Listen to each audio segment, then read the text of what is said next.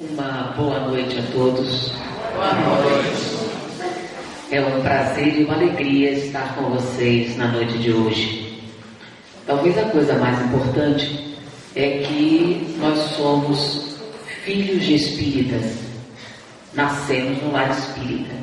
E muitos que se tornaram espírita ao longo da vida, nós já nascemos no lar espírita. Então isso de alguma maneira muda um pouquinho a forma de pensar. Mas hoje vamos fazer uma coisinha um pouquinho diferente do usual. Eu tenho o hábito de conversar com a plateia porque sou professora. Então eu sempre converso muito com o pessoal, até porque de noite dá sono. E hoje vamos fazer uma coisinha um pouquinho diferente, né? Numa palestra, normalmente, vocês apenas escutam o que o orador diz. E eu sempre procurei ter uma interação com o público. Eu gostaria de contar hoje com a imaginação do Senhor. Vamos imaginar que nós estamos numa casa espírita, que nós estamos num hotel de categoria internacional participando de um congresso de medicina. Então todos aqui presentes são autoridades médicas de diversos países que vieram participar de um congresso de medicina. O objetivo desse congresso é analisar uma nova doença. Toda vez que se analisa uma doença nova, se leva em consideração 5 aspectos principais. O primeiro passo é descobrir qual o agente causador da doença. Quem é que causa a doença? Ou em termos médicos, quem é o agente etiológico? Uma vez identificado o causador, o segundo passo para se estudar uma doença é identificar a fonte de contaminação. Onde é que nós encontramos a doença em questão? Onde ela aparece? Terceiro aspecto. De que forma nós pegamos a doença? Identificado o agente e a fonte, como é que nós pegamos a doença? Basta entrar em contato? É necessário algum mecanismo? É um mosquito? Qual é a forma que nós adquirimos essa doença? Identificado o agente, a fonte e a forma, o próximo passo é definir quais os sinais e sintomas da doença. Como a doença aparece, como se desenvolve, como é que nós sabemos que estamos com a doença. E o quinto e mais importante aspecto de todos, qual é o tratamento da doença? Tem remédio? Como é que nós evitamos a doença? Uma vez que adquirimos, como é que nós tratamos? E principalmente uma coisa chamada profilaxia. Como a gente evita pegar a doença? Então, todas as doenças existentes são estudadas nesses 5 aspectos principais. Agente causador, fonte de contaminação, forma de contaminação, sinais e sintomas e tratamento adequado. Então, a doença que nós viemos estudar, vamos estudar nesses 5 aspectos. Mas, como se faz também? A gente procura agrupar as doenças entre famílias. A que família pertence essa doença? É uma virose? É uma doença infecciosa? É uma doença degenerativa? Que tipo de doença nós tratamos? E quando a gente descobre a que família pertence, o primeiro passo é encontrar uma doença parecida, da mesma família, para a gente comparar. Em que a doença nova é parecida ou diferente de uma doença que nós já conhecemos. E a doença que viemos estudar, pertence à família das parasitose. O que é uma parasitose? Primeiro definir o que é um parasita. Parasita é um ser que, não sendo capaz de produzir o seu próprio alimento, ele usufrui do trabalho alheio. Então, toda pessoa que se alimenta de outra pessoa sem trabalhar, nós chamamos de parasita. Então, parasita é um ser que não produz, que vive às custas de outra pessoa. Então, a doença que nós viemos estudar é uma parasitose. E para a gente estudar essa doença, a gente escolheu uma doença já conhecida para servir de termo de comparação. E a doença conhecida chama-se amebíase. A amebíase é uma parasitose intestinal, bastante comum no Brasil, que todos já conhecem. e a gente vai analisar os 5 aspectos principais para comparar com a doença nova. Então vamos lá, amebíase. Quais são os 5 aspectos da amebíase? Primeiro, quem é o agente causador da amebíase? Quem é o agente etiológico da amebíase? É a ameba. A ameba parece um ovo estrelado. Ela não tem uma forma definida. Então já identificamos o primeiro. Já sabemos quem causa a amebíase. A ameba. Vamos então para o segundo aspecto. Qual a fonte de contaminação da amebíase? Onde é que nós encontramos a amebíase? A ameba, ela habita as águas poluídas ou águas contaminadas. Então, já sabemos a localização da ameba. Vamos então para o terceiro aspecto. Já sabemos o agente, já sabemos a fonte. De que forma nós pegamos a amebíase? Basta entrar em contato com a água contaminada para pegarmos a doença? No caso da ameba, não. Muita doença a gente pega sim, mas não a amebíase. Não basta entrar em contato com a água contaminada para adquirirmos a doença. Existe um mecanismo de contaminação. É necessário que a ameba entre em contato com o nosso meio interno.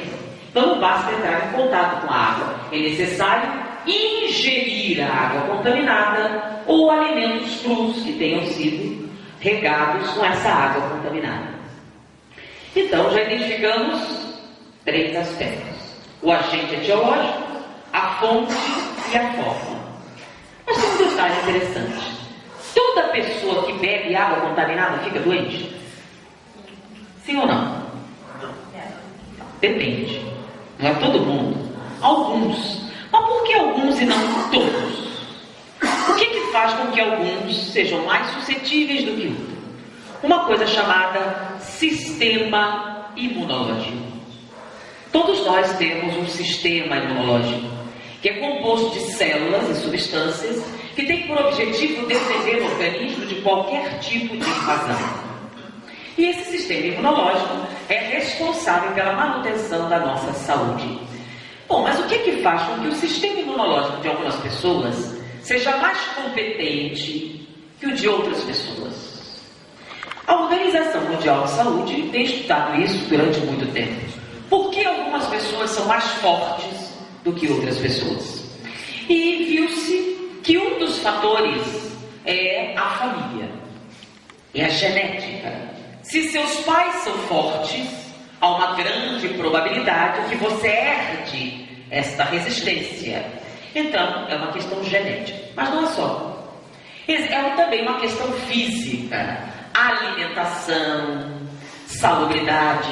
Então, se você se nutre bem, se você consome os alimentos necessários, teoricamente, você é mais forte do que aquele que não se alimenta tão bem. Então, é um fator genético, é um fator físico, porém, durante uma pesquisa, eles verificaram um fenômeno muito interessante. Altos executivos de Wall Street, a rua mais cara dos Estados Unidos, pessoas, executivos, eram mais suscetíveis a infecções respiratórias graves do que populações de baixa renda. Pessoas que não tinham uma boa nutrição. Por quê? Porque homens ricos, privilegiados do ponto de vista físico, saudáveis aparentemente, eram mais fáceis de se contaminar com doenças respiratórias graves do que populações pobres que não se alimentavam bem. Então eles verificaram que a saúde não é apenas um fator físico, é também um fator mental. A segunda coisa que afeta diretamente o nosso sistema imunológico é a nossa saúde mental, o estresse. Pessoas que sofrem de estresse diminuem a eficácia do seu sistema imunológico em até 73%, tornando-se então mais suscetíveis de infecções respiratórias graves do que pessoas que não se alimentam tão bem. Então a saúde não é apenas um fator físico, é também um fator mental. Mas não é só isso. Algumas coisas interessantes também acontecem. Existem pessoas que têm um contato íntimo, constante, com determinadas doenças altamente contaminantes e não pegam nada. Enquanto outras pessoas que nunca na vida viram um leproso, por exemplo, de repente aparecem com o mal de Hansen. Por quê? Sendo que o mal de Hansen, a lepra, ele é um bacilo preguiçoso, que requer uma convivência muito grande. Nem assim essas pessoas pegam. Enquanto outras pessoas que nunca na vida viram um leproso, de repente aparecem com a doença. Por quê? Por que algumas pessoas pegam tão facilmente e outras não? O que faz isso? Só o sistema imunológico não explica. Então nós podemos acrescentar um terceiro fator à saúde, um fator espiritual. Existem pessoas que têm uma atração fatal por certas doenças. Basta alguém dar um espirro que ela pega. Não é o mais de perto, é o que tem maior atração. Então podemos dizer que a saúde é um fator físico, mental e espiritual. Se você for saudável física, mental e espiritualmente, você é virtualmente invulnerável até a veneno de cobra. Como provou Paulo de Tarso ao ser picado por uma serpente e não acontecer nada. Então a saúde é um fator físico, mental e espiritual. Mas a gente não veio falar de saúde, a gente veio falar de doença. Então vamos voltar para a doença. Então identificamos 3 aspectos da amebíase: o agente causador, a fonte de contaminação, a forma de contaminação. Muito bem, então digamos que você ingeriu águas contaminadas ou alimentos que tenham sido mergulhados nas águas contaminadas. E o seu sistema imunológico não é tão competente assim. Vamos então ao 4º aspecto. Quais os sinais e sintomas da amebíase? Como é que ela aparece, como ela se desenvolve? Primeiro passo. A ameba se localiza no intestino grosso e passa a se alimentar dos restos do bolo alimentar. Não causa muitos sintomas. Uma constipação, uma dorzinha de barriga. E sempre tem alguém que sugere, olha, toma chá de sene, chá de louro, chá de remo. E sempre tem um chá, né? Toma um chazinho que você melhora. E você toma. E realmente melhora. Porque nesse primeiro momento a ameba só fica ali se alimentando dos restos. Porém, a ameba sabe que tem lugar onde ela terá alimentos, águas, sais minerais, tudo o que ela precisa para se desenvolver sem esforço. Lembre-se, é um parasita. Então, ela se fixa na parede intestinal e começa a produzir umas substâncias chamadas enzimas proteolíticas, que nada mais são que substâncias corrosivas, que têm por objetivo romper a parede intestinal. Quando a ameba se fixa aí, os sintomas aparecem. Dores localizadas, que ficam intermitentes todo o tempo. Fica, olha, pulsando. E você pode tomar o chá que quiser, que a dor não passa. Bom, eu tenho uma receita, mistura Tilenol com chá e faz isso e faz aquilo, e sempre alguém tem uma receita boa. E depois de algum tempo, essa dor passa também. Porque a ameba não fica ali. Ela rompe a parede intestinal, atravessa o intestino e chega na corrente sanguínea. E quando ela chega ali, os sintomas abdominais passam. E você tem novos sintomas. Febre. Algumas pessoas mais sensíveis podem parecer uma alergia. E a ameba então começa a viajar na corrente sanguínea. E ela vai se localizar em 2 tecidos nobres do corpo físico. Um deles é o fígado e o outro é o cérebro. E lá ela começa a crescer. E dá origem a uma doença nova chamada ameboma, ou tumor de ameba, que infelizmente mata centenas de crianças no Brasil. Centenas de crianças no Brasil morrem de tumor de ameba. Então, uma doença mortal? Mas como? É porque ela chega no cérebro e começa a crescer. É um tumor cerebral. E qual o tratamento? O único tratamento que existe é uma cirurgia para retirar o tumor. O problema é que a ameba se localiza nas partes baixas do cérebro, onde é difícil de acessar. Nessa área, 50% das pessoas morrem sem tratamento. Sobra então 50% de chance de sobrevivência. Dessas, metade realmente sobrevive, mas ficam cegas, paraplégicas, vegetais, porque as lesões cerebrais são muito grandes. E elas podem até sobreviver, mas não sem sequelas neurológicas irreversíveis. Sobra então 25% de chances de sobrevivência das crianças portadoras de tumor de ameba. Porém, estamos no Brasil. E para você marcar uma tomografia, tem uma espera de quanto tempo? Acho que aqui em São Paulo é melhor do que no Rio de Janeiro, né? No Rio, 6 meses. Até lá já morreu.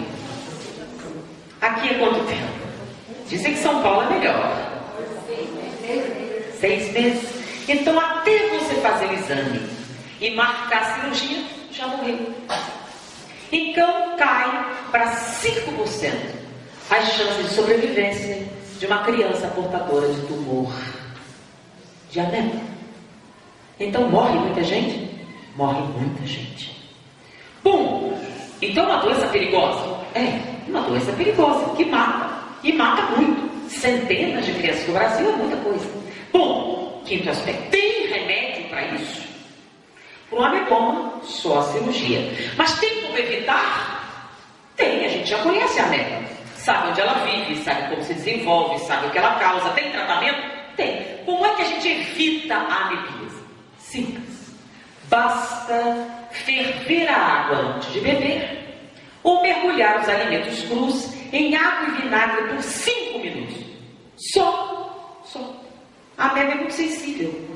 Se você mergulhar por 5 minutos, ela morre. E você nunca vai ter ameba. Só isso. Só. Ferver a água antes de beber e mergulhar os alimentos crus em água e vinagre por 5 minutos. Só isso. Só.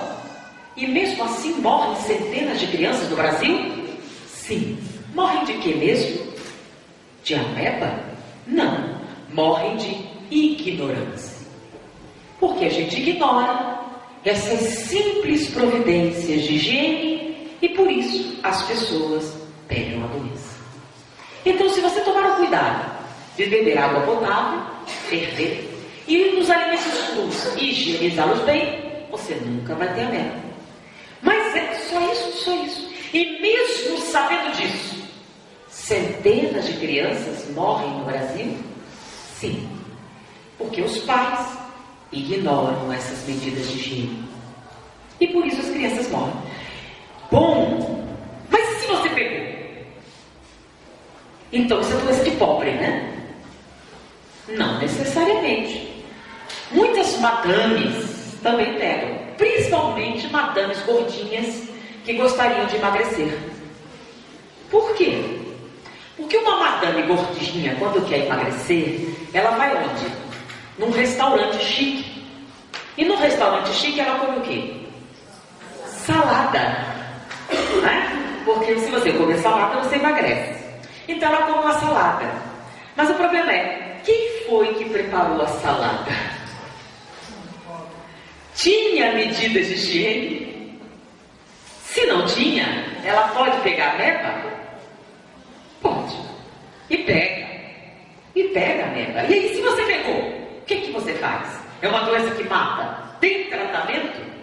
Tem. Basta você ir no posto de saúde e recebe grátis uma cartela com 10 comprimidos. Um de manhã, um à noite, 5 dias e você está livre da ameba. E olha só, como a minha medicina está um pouco atrasada, não era a minha área, eu estava fazendo essa palestra recentemente e um médico disse assim, não precisa mais de 5 dias. É uma dose só. Uma dose. E você fica curado da velhice. Uma única dose e você fica curado? É, só isso. E quanto custa? Nada, é grátis. Você vai no posto, eles te dão grátis. Bom, mas eu não quero grátis, eu quero pagar. Então você vai na farmácia e compra uma dose única que custa R$ 5,90. Foi o que eu perguntei na última vez. Só isso, R$ 5,90 e você está livre da Ameba. Então, se quiser pagar, R$ 5,90 e você está livre da Ameba. Só isso, só. E mesmo assim morrem centenas de crianças no Brasil? Mesmo assim morrem centenas de crianças no Brasil. Morrem de quê mesmo? Ignorância. Mas se você deixou passar isso, e a ameba chega no cérebro, aí não tem mais jeito. Só a cirurgia. Bom, mas a gente não veio falar de ameba, né? A ameba foi para servir de termo de comparação. Então, na ameba identificamos os 5 aspectos: agente causador, fonte de contaminação, forma de contaminação, sinais e sintomas e tratamento. Doutores, autoridades aqui representadas, nós viemos a esse congresso para estudar uma nova doença. E a doença em questão também é uma parasitose. Mas é uma parasitose de natureza um pouco diferente. Enquanto a ameba é uma parasitose intestinal, nós viemos estudar uma parasitose espiritual. E tem isso? Tem parasitose espiritual? Tem. E como é isso? Você não disse que parasita é um ser que procura alimento? Sim. O que varia no parasita físico com o parasita espiritual é o tipo de alimento. Que tipo de alimento busca um parasita espiritual? Aí começa a participação de vocês, que até aí a gente estava falando uma coisa que talvez eu não soubesse, mas agora, né? Quem é espírita, levanta o braço. Ok, o resto é tudo simpatizante. Quem aqui assistiu o filme Ghost? Ou melhor, quem não assistiu o filme? Quem não assistiu o filme Ghost? Ok, então vocês estão por dentro. Tem uma cena no filme em que o mocinho, o Sam, está nos túneis do metrô, assombrando o metrô, lembram? Com o espírito aprendendo a mover objetos. Então ele está lá, derruba jornal, derruba coisa, derruba pessoas. E lá num determinado momento, o espírito que está com o mocinho projeta uma lata numa vidraça. Quebra a vidraça e cai no chão vários maços de cigarro. O espírito que está com o mocinho no filme diz a seguinte frase: eu daria qualquer coisa por uma tragada. Mas peraí, o cara não estava morto? Não estava assombrando o metrô, fazendo miséria? Por que ele não pega o cigarro, acende e fuma? Porque gente morta pode fazer muita coisa. Pode ir ao cinema sem pagar, pode viajar para onde quiser, pode entrar em qualquer lugar sem ser barrado, mas infelizmente acender um cigarro eles não podem. E se pudessem, não adiantava, porque eles não têm corpo físico. E se não tem corpo físico, não sentem sensações físicas. Então imagine você bebendo uma Coca-Cola gelada. Vamos imaginar que estamos bebendo uma Coca-Cola gelada. Conseguem imaginar? É a mesma coisa que beber uma? Imaginar que está bebendo é a mesma coisa que beber uma Coca-Cola? Imaginar que está com a namorada é a mesma coisa que estar com ela?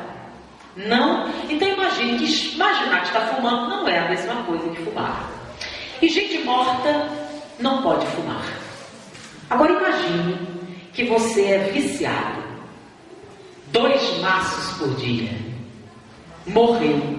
E vê alguém com um cigarro aceso na sua frente e não pode tragar nem um gostinho. Qual é a sensação? Imagine que em vez de cigarro é cocaína, crack, heroína. Dizem que a síndrome de abstinência de um viciado em heroína é tão intensa que eles têm convulsões em que ossos se quebram pelo desejo da droga. O problema é que se você já morreu, não dá para morrer de novo. Então você vai ficar sentindo isso todo o tempo, sem fim. É uma coisa agradável? Só que aí eles descobrem que tem um jeito de aliviar isso. O que é que alivia o desejo de um cigarro, de uma bebida, de uma trouxinha de maconha, de cocaína, de crack? Qual é a única coisa que alivia? Já que você não pode sentir, você tem que fazer o quê? Achar alguém que sinta por você. E aí você se transforma no quê? Num parasita espiritual. Então o parasita quer comida? Ele quer um cigarro? Não, ele quer o quê? Se ele morreu, o que ele vai fazer com o cigarro? Nada, ele não pode fumar um cigarro. O que ele quer, na verdade? Sensações físicas. E para se ter sensações físicas, o que você precisa? De um corpo físico. Se você morreu, você não tem um corpo físico. Então você tem que arrumar um emprestado. E como é que a gente arruma um corpo emprestado? Alguém empresta? Depois de um tempo ele pensa que é dono. Então como é que você vai conseguir as sensações? Você vai precisar de um corpo físico. Lembra? O parasita, não sendo capaz de produzir seu próprio alimento, ele vai fazer o quê? Usufruir do trabalho ali.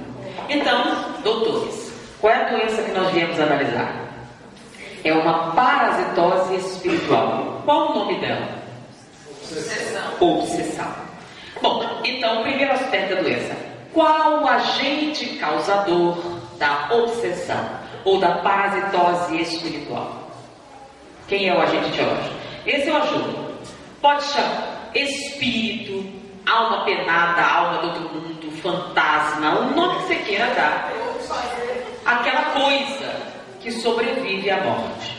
O nome não importa, os nomes são vários.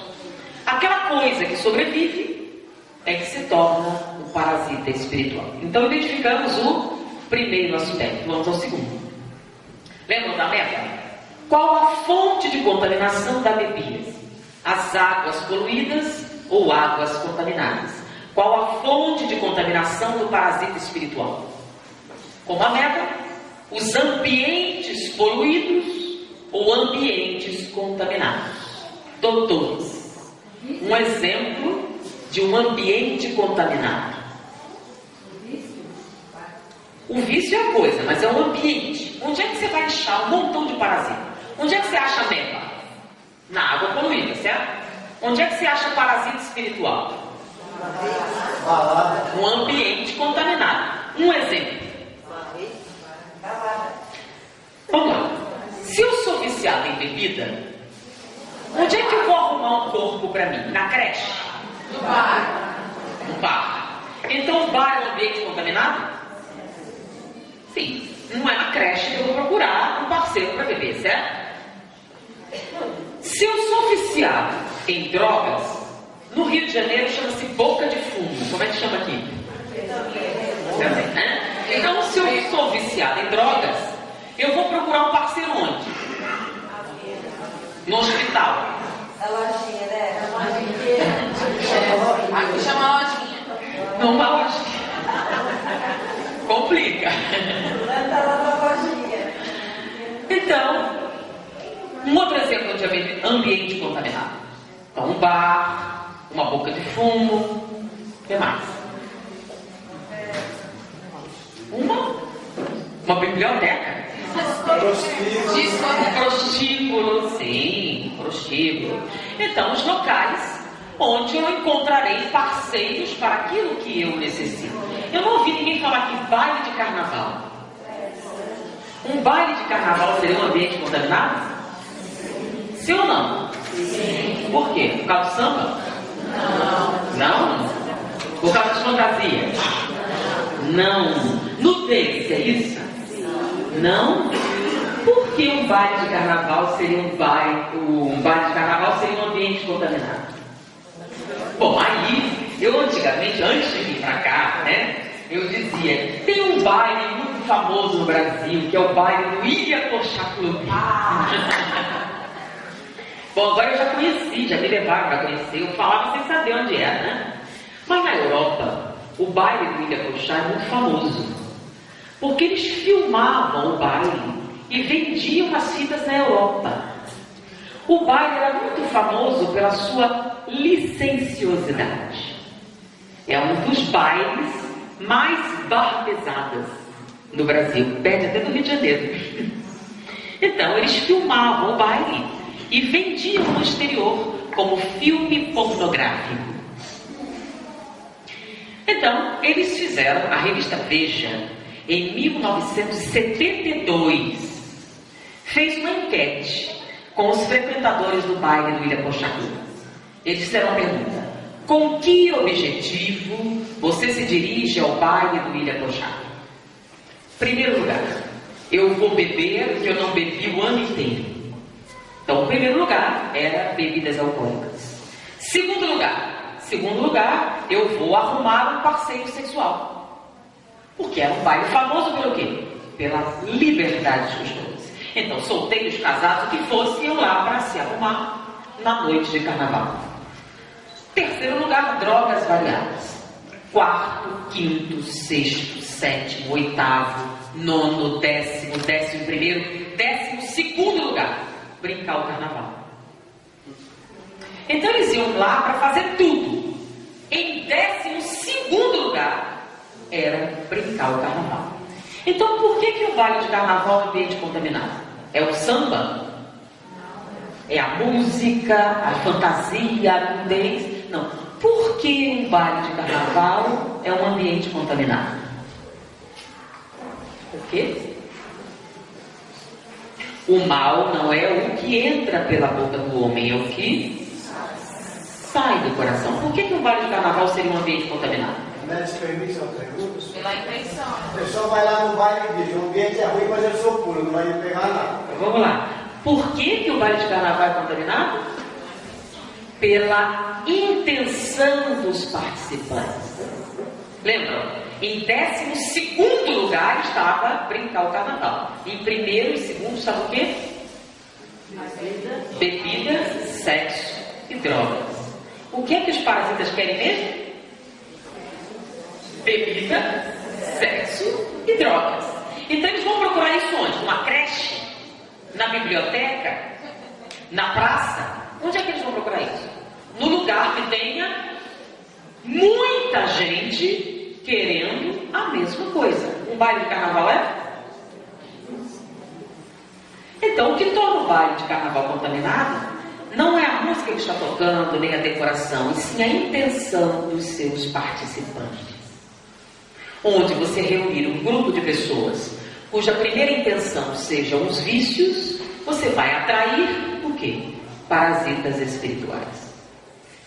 Ah, mas eu só vou brincar o carnaval. Tudo bem, você está em 12º lugar. Então tem muito mais gente que vai lá fazer o quê?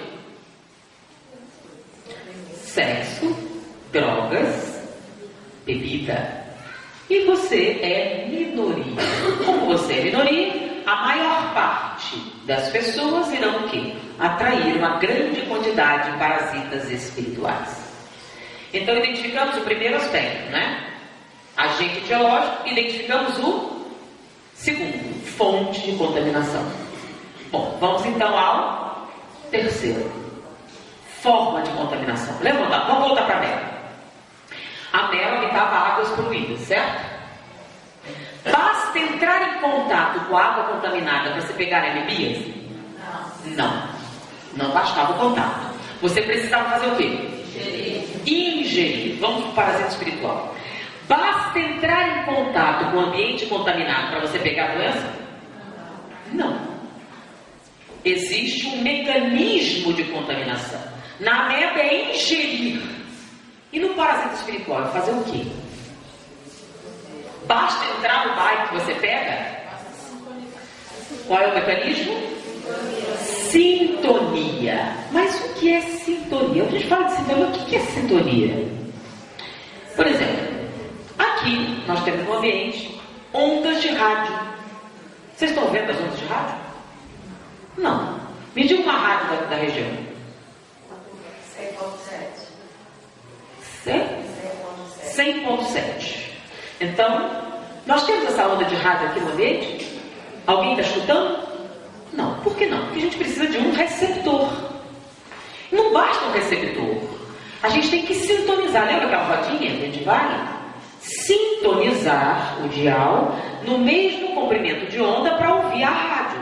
Então você tem que botar lá no 100,7. Se não estiver no 100,7, você escuta? Não. Então isso é sintonia. Mas como é que funciona a sintonia dos seres humanos? Da onde vem a sintonia? Vem dos pensamentos. Seus pensamentos, seus sentimentos, suas emoções definem as suas vibrações. Então, para você pegar um parasita espiritual, você precisa fazer o quê? Vibrar na mesma faixa dele. O que é vibrar na mesma faixa dele? Ter pensamentos, sentimentos, emoções em comum. Bom, então para eu pegar um parasita eu preciso sintonizar, certo? Então eu posso ir para o baile. Poder, pode. Você se garante? Se garante? Bom, se você se garante, não tem problema nenhum. Você vai.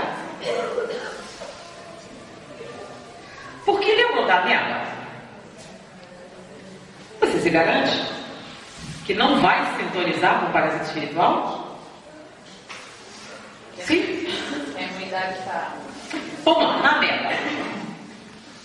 Toda pessoa que bebe água contaminada fica doente? Não. No caso da ameba, depende do quê? Do sistema imunológico, né? E o parasita espiritual? Toda pessoa que sintoniza com o parasita espiritual fica doente? Depende. Como a ameba depende da imunidade, no parasita espiritual também depende do quê? Das nossas defesas psíquicas. Ou como diz Allan Kardec, nossas resistências morais. Mas peraí, como é que funciona? É simples. Vamos imaginar um pai de família.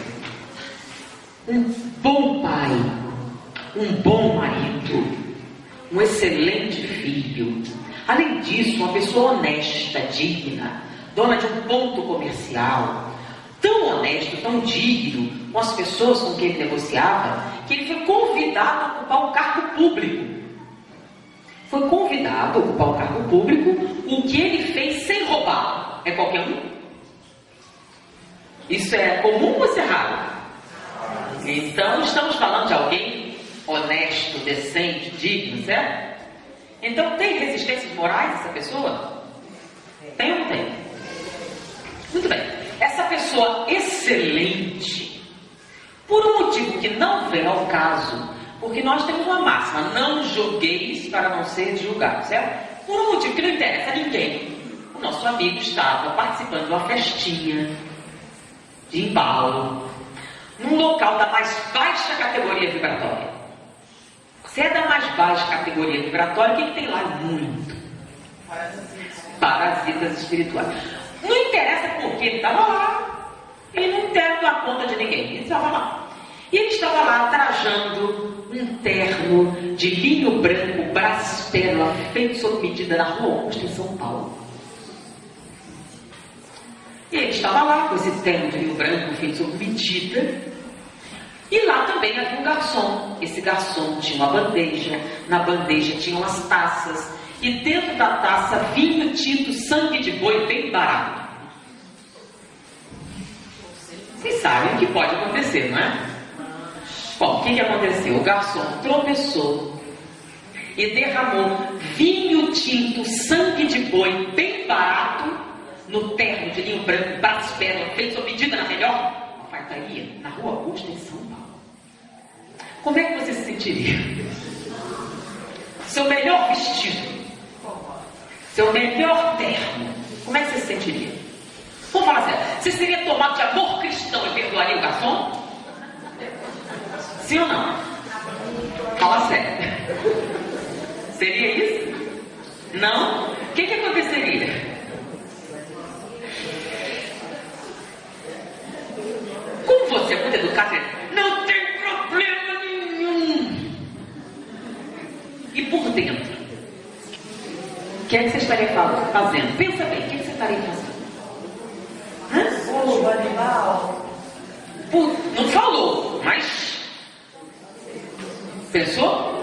Pensou tudo aquilo que você está pensando aí, tudo isso mesmo, né? Só que quando você pensa tudo isso, o que acontece com a sua vibração? Palavrões, matar a mãe dele, coisas desse tipo, fazem o que com a vibração? E no que baixou, você está em qualquer lugar. Se você estivesse na creche, era um problema. Se estivesse na biblioteca, também não era um problema. Mas você está em qualquer lugar? Não, você está numa festinha, num ambiente da mais baixa categoria vibratória e você está com raiva. Pode acontecer? Pode. Qualquer pessoa. Então pode acontecer com qualquer um, né? O problema é que ele não está em qualquer lugar. E como ele está naquele lugar, o que aconteceu quando você baixou a vibração? Contaminou-se com parasita espiritual na mais baixa categoria vibratória. Porque afinal, nós somos seres humanos, não é verdade? Somos suscetíveis. Bom, mas a pergunta é a seguinte: quem aqui nunca gritou na vida? Levanta o braço. Quem aqui nunca perdeu a calma? Ei, vamos mais difícil. Quem aqui nunca falou mal de ninguém? Bom, então pode acontecer. Não fala mal, parece comentar. Então pode acontecer com qualquer um, não é verdade? Pode acontecer nas melhores famílias. Pode ou não pode?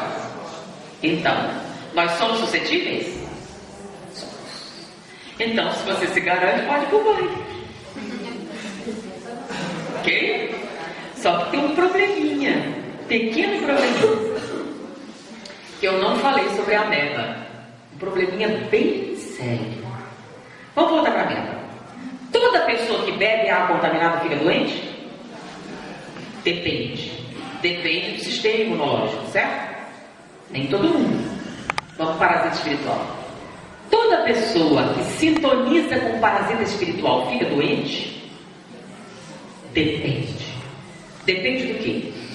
Das suas resistências morais, né? O nosso amigo que a gente escreveu, ele tinha ou não tinha resistência? Tinha ou não tinha? Bom pai, bom filho, bom governo, tudo isso. O cara era 10. Mas, lá naquele lugar, o que aconteceu? Como pode acontecer com qualquer um? Vocês disseram. Qualquer um. O que aconteceu com a vibração? Baixou e ele fez o quê? Sintonizou com o parasita, certo? Mas tem um detalhe sobre a ameba que eu não disse. Um detalhe muito sério.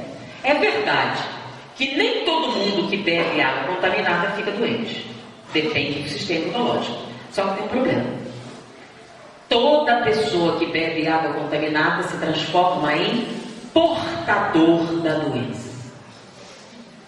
Você pode até não desenvolver, mas você leva a doença para outra pessoa. Você é um agente contaminador. Como o vírus da AIDS. Está escrito na testa que você tem AIDS? Não. Você não tem nenhum sintoma, mas você tem AIDS? Tem. E você passa para outra pessoa? Passa. Mesmo sem estar doente? Mesmo sem estar doente. Você é portador. Então, na ameba, pode ser que você não desenvolva a doença, mas você pode levar a doença para outras pessoas. Quer ver uma coisinha lindinha que a gente adora fazer? Pega uma mãozinha de criança, aquele bebê tão fofinho, né? E põe na boca. Põe o dedinho dela na boca. Onde foi que ela passou os dedinhos antes de você enfiar na sua boca? No rodapé, no chão, na planta, no asfalto, no pneu do carro, no banheiro, e aí você pega e põe na sua boquinha, certo? E aí o que você pega junto? Um monte de quê? De vermes. Você lava a sua mão direitinho, mas pôs a mão da criancinha na sua boca e pegou vermes. Então não é só o seu filhinho que tem que tomar vermífugo. Você também tem. Por quê? Porque a criança passou para você. E você passa para outra criança.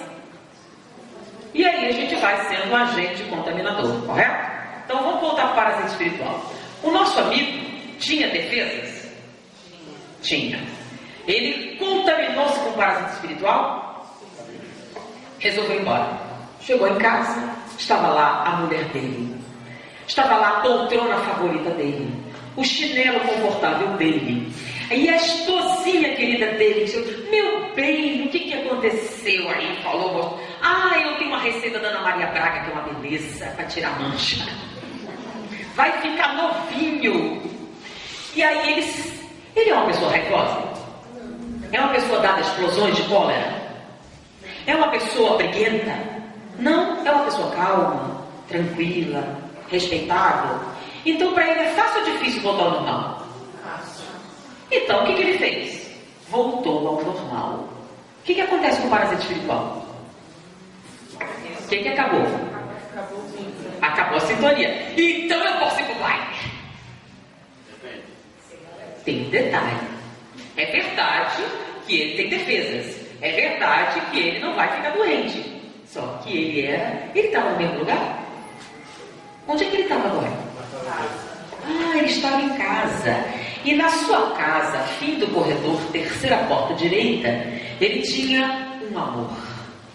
Um grande amor da sua vida que sofria de uma doença terrível. Era adolescente. Vocês sabem que é uma doença séria isso, não? Ter 16 anos é algo terrível. Significa mudanças de humor, né? Uma hora ele está assim, outra hora assim, alterações, você não sabe por quê. A gente estava tão feliz, agora vai morrer. E aquelas oscilações assim, você não sabe explicar. Então, e para azar dele, esse amor da sua vida estava na minha época Natal, agora não sei o que eu chamo, estava deprê, estava não sei o que lá, estava lá embaixo, estava numa situação sinistra. Não é isso que ele estava? Então ele estava embaixo. E isso para um adolescente é o que? A morte, né? E ele estava nesta situação, em virtude da sua pouca idade, que não lhe permite frequentar certos ambientes, lembra?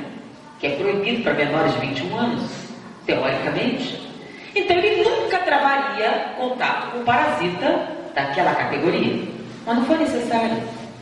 Papai levou para casa um parasita da mais baixa categoria vibratória. E em casa ele liberou um parasita da mais baixa categoria vibratória que encontrou um jovenzinho que não tinha as mesmas defesas psíquicas do seu pai. E aí, se ele não tem as mesmas defesas, o que vai acontecer? Vamos ao quarto aspecto da doença. Quais os sinais e sintomas da parasitose espiritual? Porque o que permite as defesas psíquicas? É uma coisa chamada padrão vibratório. O que é padrão vibratório? Não é a vibração de um dia, é todos os dias. Então como é que ele desenvolve as defesas psíquicas? Todo dia você se esforça para domar as tendências negativas. Então você se esforça para não falar palavrões.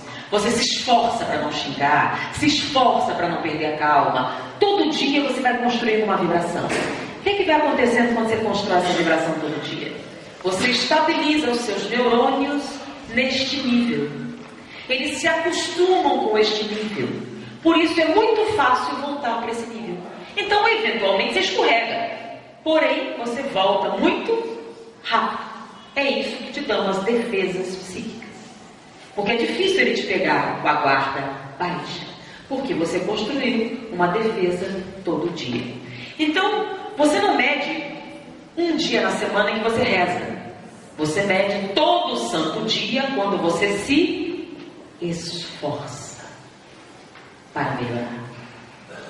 Então a defesa não é ir ao centro uma vez por semana, não é tomar passe. É o quê? Se esforçar para domar as tendências negativas. Mas o nosso jovenzinho não tinha essas defesas. Então quais são os sinais e sintomas da parasitose espiritual? Lembra da ameba? A ameba se localiza no intestino, se alimenta dos restos. Depois ela se fixa na parede, começa a produzir aquelas substâncias, rompe a parede, chega na corrente sanguínea, e da corrente sanguínea ela viaja até o cérebro. Como é que funciona o parasita espiritual? No primeiro momento, ele se fixa no campo vibratório. Quando ele se fixa no campo vibratório, esse elemento que você está emitindo. Os sinais são três sinais. Mal-estar, mau humor e irritação. Como é que é? Mal-estar, mau humor e irritação. Quer dizer, quando eu sentir isso, eu estou com parasita? Depende. Se você está com dor de dente, é normal você ter mal-estar, mau humor e irritação. Se você perdeu seu emprego, é normal mal-estar, mau humor e irritação. Se o seu time perdeu, então algumas pessoas também é. Agora, você estava perfeitamente bem e acorda assim. Mal-estar. O que é mal-estar mesmo? É uma coisa ruim que você não sabe dizer o quê. Não é dor de cabeça, não é dor de estômago, é uma coisa ruim. O que é mau humor? Mau humor é uma coisa complicada, né? Como é que a gente explica mau humor? Mau humor é isso, deixa eu mostrar. Bom, esse copo está meio cheio ou meio vazio? Se você está de bom humor, ele está meio cheio. Se você está de mau humor, ele está o quê? Meio vazio. Então o que é humor? Humor é um sentimento, a emoção que faz com que você veja as coisas positivamente ou negativamente. E irritação, o que é irritação? Irritação não é uma mudança da personalidade, é o seguinte: quanto tempo você aguenta uma criança gritando? Então, digamos que você aguente 30 minutos. Então, 30 minutos é o seu limiar de tolerância. É quanto você aguenta antes de explodir. Quando você está irritado, o que acontece? O seu limiar de tolerância fica o quê?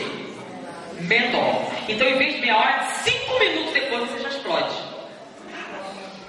Então, estar irritado não é mudar a personalidade. É quando seu limiar de tolerância fica diferente. Então, normalmente você aguenta muita coisa. Quando você está irritado, não aguenta nada. Então, essas três coisas juntas: mal-estar, mau humor e irritação, sem motivo nenhum. Porque o ser humano tem uma característica: tudo que ele sente tem motivo. Se você sente coisas sem motivo, só tem duas possibilidades. Ou você ficou maluco, porque maluco não precisa de motivo, né? Ou você é portador de um parasita espiritual. Então, mal-estar, mau humor e irritação. Aí você chega assim: o que foi, meu bem? Está com dor? Não. Seu time perdeu? Não. Dormiu bem? Ótimo. Está assim: estou assim mesmo. Ou ficou maluco, ou é portador de um parasita espiritual. Qual o nome disso? O nome disso é perturbação espiritual. Então, se você tem esses três sinais sem nenhum motivo, pensa bem: será que estou maluco? Se fez essa pergunta, não está, porque o maluco não faz essa pergunta, ele acha que ele está são. Então, se você está se perguntando, será que sou? É porque não é. Então, é um parasita espiritual. Sim. Não é gripe, não é nenhuma das outras coisas, então é um parasita espiritual. Se você não reagir, lembram? Padrão vibratório, você deixa acontecer. Lembram da ameba? Ela rompe a parede intestinal. Se você não reage, o parasita contamina seu campo vibratório e você passa a respirar aquilo e aquilo chega e intoxica o campo vibratório. E chega no campo mental. Aí os sinais se transformam em sintomas. O que era mal-estar vira um sintoma. Dor de cabeça, distúrbios estomacais. Varia de pessoa para pessoa, depende da sua fraqueza. Tá?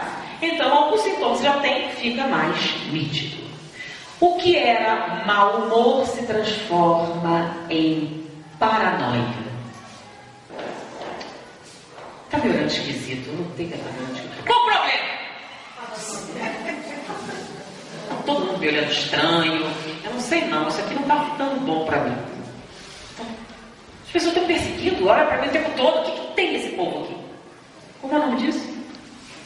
Quando você acha que todos estão lhe perseguindo, estão todos contra você, as pessoas não te querem ali, elas não gostam da sua presença, você se sente um pouco estranho contra você. Tudo que você diz, as pessoas olham você estranhamente. Será que elas olham meio estranhamente ou é você que está achando isso? O nome disso é paranoia. E o que é irritação se transforma em agressividade. Porque a irritação é passiva, a agressividade é ativa. Você começa a agredir. O que foi que está me olhando? Qual o problema? Você ataca antes. Antes dele te atacar, você começa a atacar. Olha, eu vim aqui para reclamar, ó. Eu não estou gostando desse jeito das pessoas. E ela muda teu jeito de falar. Por quê? Porque estão todos contra mim. Então eu ataco primeiro, antes que vocês me ataquem. E eu falo tudo. Vamos fazer isso porque eu quero. E a forma de falar começa a mudar. Em vez de vamos fazer, faça isso para mim. E endurece a voz. A agressividade. Qual o objetivo? Porque diferente da ameba, que é irracional, o parasita espiritual não é irracional. Ele pensa. Qual é o objetivo desses sintomas? Quanto mais agressivo você for, mais você afasta as pessoas. Quanto mais paranoico você for, mais você se afasta dos amigos, dos familiares e começa a ficar sozinho, no escuro, fazendo coisa nenhuma, dando de comer aos bichinhos. Porque quanto mais distante você estiver, porque a ameba produz enzimas, né? O parasita produz as monoideias ou ideias obsessivas. Eles estão contra você. Eles não vão na sua cara. Todo mundo está rindo de você. Eles não são seus amigos. Eles estão te explorando. Por que ela vem sempre aqui? É para comer de graça. E você começa então a se afastar das pessoas, ficar cada vez mais isolado, e ele começa a crescer no seu psiquismo. E aí, o parasita invade o seu campo mental. O campo mental é a nossa vida de ideias. E aí acontece um fenômeno muito estranho que muitos pais costumam falar. O filho chega e você vai conversar. E você escuta muito os pais. Parece que eu estou falando grego. Eu falo uma coisa e entende outra diferente. Então o filho chega em casa tarde da noite, a mãe: meu filho já está me perseguindo. Você me persegue, mal eu entro aqui, você está contra mim também. Eu ia pedir que você apagasse a luz da varanda, só isso. Não, eu estou vendo nos seus olhos a acusação.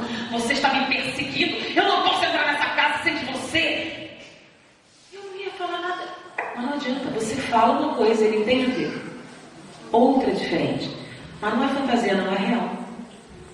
Quando o parasita espiritual invade o campo mental, ele altera a percepção da realidade. Nem sempre o que você diz é o que ele escuta. Não é que muda as palavras, muda o sentido. Lembra? O copo está meio cheio ou meio vazio? De maneira que o seu humor afeta o que você está vendo. Imagina que você vai fazer uma atividade com as crianças, né? Aí você pede: minha filha, vai lá fora e olha o tempo para mim.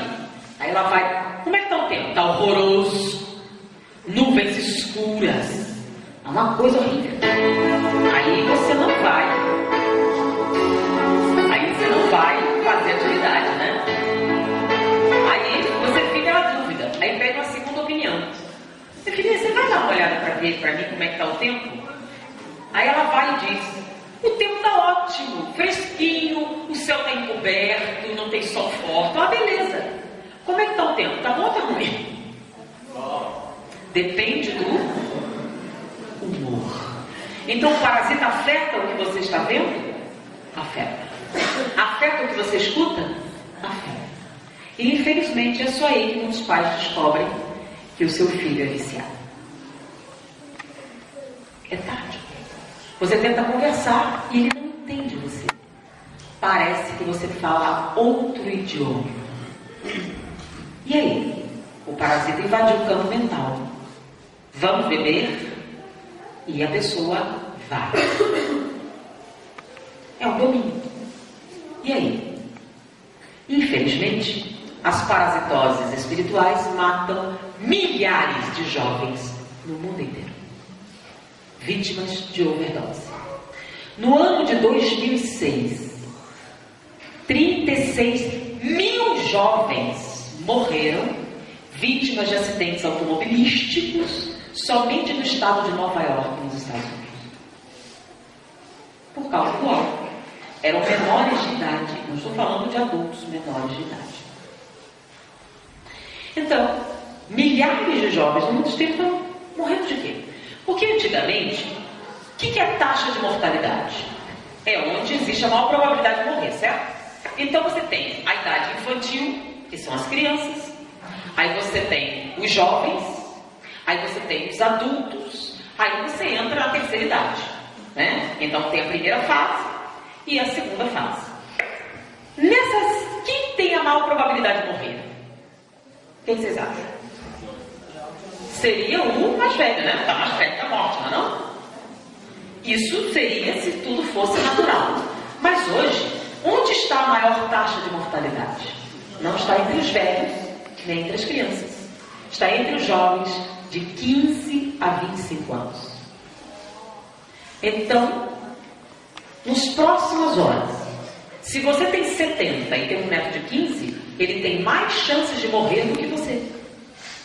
Por quê? Porque a maior taxa de mortalidade hoje acontece entre 15 e 25 anos. De quê? Acidentes, vítimas do álcool, drogas, doenças sexualmente transmissíveis. É o que mata mais. Depois disso, você vai para o infarto agudo do miocárdio, mas é lá nos 50 anos. Quer dizer, você com 80 tem mais chance de estar viva do que seu neto. Por causa de quê? E aí, tem tratamento isso? Tem? Lembra da Mel? Como é que a gente evita, então, o parasita espiritual? Desenvolvendo as nossas defesas psíquicas. Então, em primeiro lugar, laborterapia. O que é laborterapia? Então, é uma coisa que você já deve ter ouvido. Não há obsessor que resista ao tanque de roupa para lavar.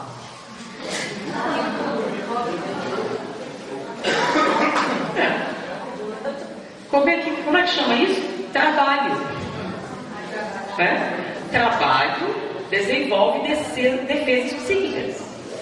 Só que o que acontece muito hoje em dia, que a gente acha sucesso é fazer com nossos filhos um trabalho. Né? A gente só está estudando. Então ele nem estuda. Então na Espanha hoje, eles estavam falando sobre a geração mini. Nem estuda, nem trabalha. Não faz nada. Ficam as custas do pai até os 30 anos. Né? Eles estão estudando. Por que eles vão sair de casa? Se tem comida, roupa lavada, tem tudo, não tem que trabalhar. Vai ser por quê? Então, e a gente acha não trabalhar. É sucesso. E aí eles crescem sem dar valor aqui. Nem ao dinheiro, nem ao trabalho. Porque tudo é dado de graça. Então, para quê? Então, trabalho, para quê? E aí as vantagens se multiplicam.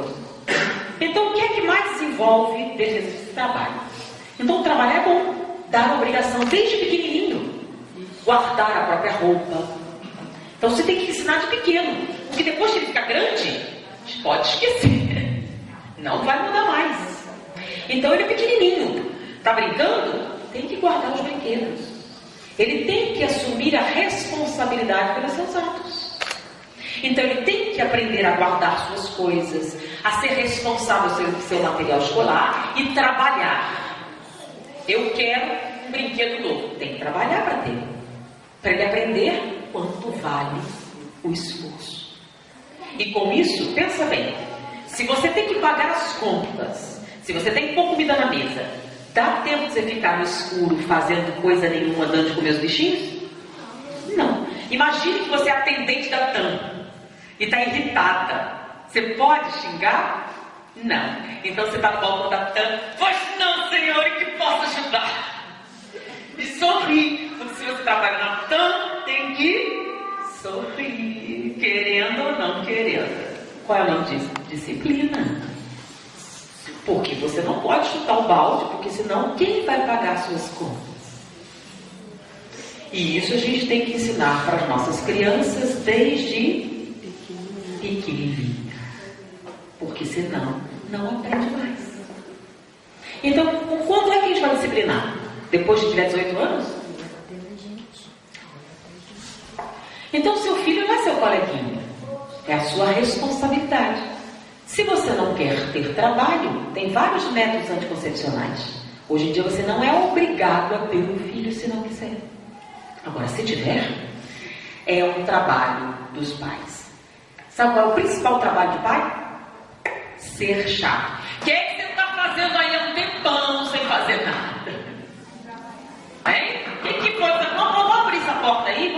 Está muito escuro aqui, vamos dar uma limpada nisso. Abrir as portas, cortina. Você está muito tempo aqui no escuro sem fazer coisa nenhuma. Vamos dar uma mudança. Isso aqui. Isso é papel de pai. Não quer esse trabalho? Não tenha filhos. Você tem essa opção. Não precisa. Mas se é... Vamos abrir aí, gente. Vamos arejar esse quarto. Vamos tirar esse cheiro que está pesado. Vamos lá ver. Porque roupa rasgada pode ser até moda. Suja não é. Sujeira não é moda. Sujeira é desleixo. Um dos principais sintomas do processo obsessivo é o quê? Falta de banho. Mas é por quê? Por que a falta de banho? Porque a água corrente é um solvente universal. Lembra das vibrações negativas? A água corrente, tem uns índios já sabiam disso, né? Banho de descarrego, já ouviram falar? Banho descarrega que é uma beleza. Então, gente obsidiada não pode tomar banho. Então, o cabelo sujo, oleoso, né? A pessoa se arrumava sempre, de repente começa a ficar desleixada, não faz mais as unhas, não penteia mais o cabelo, não toma banho. Sintoma de obsessão. Então, pode até usar roupa rasgada, descanogada, tá na moda. Agora, sujeira nunca esteve na moda. Então, se a criança está suja, se o adolescente está sujo, vamos vigiar que possivelmente ele é portador de um parasita espiritual. Então, laborterapia, higiene, limpar o ambiente. Então, é luz do sol e água corrente. Você não bota sal grosso também, não faz mal nenhum. Então, higiene, limpar o ambiente. Bom, e se as coisas já aconteceram? Se ele já se contaminou? Fluidoterapia. O que é fluidoterapia? Passe e água fluidificada. Ah, mas ele não gosta de tomar passe. Ele não vai. Ok. Não precisa daquela forma tradicional. Você diz assim, minha filha, seu cabelo está sem brilho. Vem cá que eu vou dar uma escovada. Deus, Pai Todo-Poderoso, protege essa criatura. Enquanto você escova, você vai dar um passe. Escova o cabelo. Tem que escovar 100 vezes para brilhar. Aí você aproveita e dá um passe. Limpa a psicosfera. Abraça seu filho. Tenha contato com ele. E a água fluidificada, vocês permitem, né? Fluidificada. Você bota no café da manhã, não estraga o fluido, pode botar no suco, o que vocês quiserem. Não vai estragar o fluido. E você está transferindo energias que o parasita está tirando para ele se fortalecer, para você botar ele para trabalhar. Lembra? Laborterapia, fluidoterapia, esclarecimento. Mas que esclarecimento? Eles sabem tudo sobre drogas, não é sobre as drogas. Basta entrar no Google, que eles sabem o que é. Nas escolas já ensinam, não é isso. É ensinar uma coisa mais sutil. Como dizer não. A gente ensina como dizer não. O problema é que quando você tem 50 anos, você diz não na boa. Agora, quando você tem 11, você sabe dizer não? Alguém ensinou para você como é que você diz não? Sem perder status? Sem ser pária social? Você explicou como é que ele faz para dizer não sem ficar bobalhado? Porque o problema do adolescente é que ele quer fazer parte de um grupo. Ele deseja fazer parte de um grupo. Então, se você não ensinar como dizer não, como é que ele vai fazer? Ele vai dizer sim, mesmo sem vontade. Porque não tem coragem de dizer não. O que dá coragem de dizer não? Segurança pessoal. Conhecimento da segurança pessoal. Saber as coisas. Então, quando a gente mente para os nossos filhos muito, eles não confiam em nós. Então, se você mente, quem quer mais quanto, por que não vai mentir nas outras? Mente tanto. E você nem nota que você está mentindo. Sabe quando é que você começou a mentir? Vai sair, volto já. E demora. Então ele não acredita que você desde pequenininho. Você mente. Então ele não confia nas coisas que você diz. Seja sincero sobre a realidade. Se você errou, diga a verdade. Se deu bem quando errou, por que mentir? Por que fingir que não aconteceu? Quem é a melhor pessoa? Porque aquele que sofreu e fala da realidade. O seu filho espera que seja perfeito. Agora, sinceridade vai mudar. Dá segurança. Se você não confia no quem, vai confiar em quem? Eu trabalhei durante 2 anos com pacientes terminais do vírus da AIDS. E eu aprendi muita coisa interessante.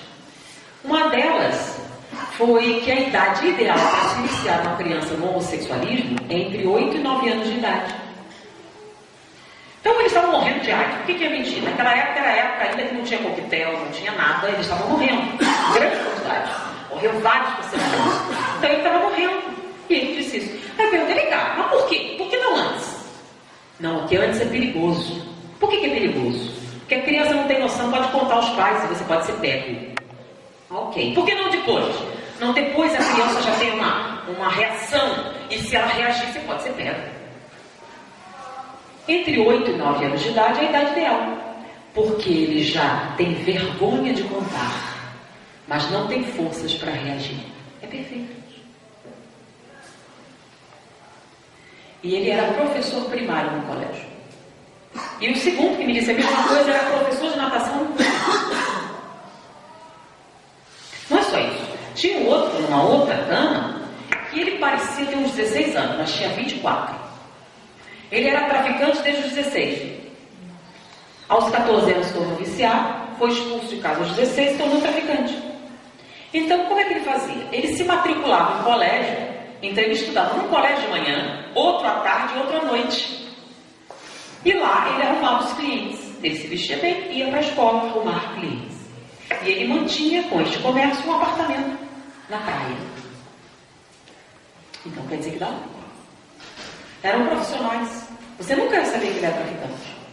Não tinha cara de marginal nem nada. Ele era perfeitamente normal. E um grande amigo do seu filho. Você conhece todos os amigos do seu filho? Você é próxima dele? Ou você está muito ocupada, trabalhando horas por dia para comprar uma TV de plasma? E eu estou ultrapassada, né? 3D. De 42 polegadas. Sua sala tem 1 metro por 2, mas a sua TV tem 54 polegadas. Ela ocupa a parede inteirinha. Aí você senta bem pertinho, mas quer dizer, eu tenho uma TV de 54 polegadas, que custou uma fortuna, que você está pagando a prestação. E para pagar essas prestações, você não pode conversar com seus filhos, não dá tempo. Você tem 3 empregos. Por quê? Porque ter coisas é muito mais importante do que conversar bobagem, né? Porque a criança tem tanta bobagem na cabeça. Pra quê? Bota ela pra ver televisão, aí não enche a paciência, não fica falando, né? Vocês falam muito. E coisa sem sentido, bobagem. Você não tem tempo para estudar. Mas o traficante tem. Tem um tempo enorme. E olha, eu tenho um remédio para tristeza que é beleza. Porque você é meu amigo, vou te dar de graça. Ele dá de graça. Se droga fosse ruim, ninguém ficava viciado. Ele fica viciado porque é gostoso no começo. E é fácil. E eu perguntei para ele, vem cá, como é que você escolhe seus clientes? Quando você começa no negócio, você aprende, vê que os caras te ensinam como. Quer dizer, ensinam. Você tem um curso. Um curso para traficante. E como é que você escolhe? Bom, isso aí tem 20 anos atrás, então deu um desconto hoje, né? Como é que você escolhe seus clientes? Não. Tem cabelo comprido? Por quê? Quem tem um cabelo? Pai odeia cabelo comprido. Se ele tem cabelo comprido, ele tem problema com o pai. Faça as proporções, tá? Isso era 20 anos atrás, hoje deve ser diferente, né? Outra roupa rasgada, suja, aí é com a mãe odeia roupa rasgada. Então, se ele tiver as 2 coisas, ele é perfeito. Aí ele vai abrir para a orelha algumas coisas que identificam a criança que tem conflitos com os pais. Então, eles percebem e marcam. E a gente não vê. Tão bonitinha, com essa roupinha, de dançarina do tchan. E a gente não acha nada demais. Ah, mas o que tem? É inocente. Para você, os outros homens, olham como a sua criancinha vestida de dançarina do tchan. Tão bonitinha. Você controla os pensamentos? Então você acha que não tem nada demais? Não tem nada demais, é tão fofa, tão infantil, sim. Mas as outras pessoas têm esse olhar? E o que são vibrações? São pensamentos. Então você veste a sua menininha com uma roupinha dessa, bem sexy, e atrai os olhares, e os pensamentos, e as fantasias, e os parasitas espirituais. Então, para você é fofo. É para todo mundo assim. Então não é para você que você está vestindo sua filha. É para o mundo. Então, se você permite que ela ande com esse tipo de roupa própria de uma adulta que tem um desejo sexual, mesmo que ela não saiba o que significa, os outros sabem. E pedofilia, um monte. Pode ser que não faça nada, mas se pensar, está envolvendo-a numa nuvem de pensamentos. E você é co-participante, porque permitiu. Então, vestir as crianças como crianças não é estar fora de moda ou não antenado. É uma forma de proteção. E mesmo assim ainda há risco. Então, se a gente acrescenta ao fator risco a atração visual, nós estamos colocando nossas crianças em perigo. Então as roupas das crianças devem ser confortáveis para elas brincarem, não para atrair os olhares masculinos. Eu tenho visto jovenzinhas de 11 anos carregadas de maquiagem, com roupas que têm por objetivo atrair os olhares masculinos. E aí a gente fica estarrecido por causa do quê? Dos predadores sexuais que se multiplicam. É um fato? É. Então, qual é a proteção? Laborterapia, fluidoterapia e esclarecimento. E principalmente, nós temos Deus em casa? Eles conhecem? Porque a gente fala muito no Natal, mas eles sabem quem é? Sabem como orar, como pedir ajuda? A gente ensina. Antigamente se ensinava muito. Se você estiver em risco, reze. A gente ensina. É uma forma de proteção que está caindo em desuso porque não se passa para frente. É a maior proteção que nós poderíamos ter. Porque Jesus espera pacientemente que um dia nos lembremos dele e o apresentemos aos nossos filhos. Foi um prazer estar com vocês. Muita paz.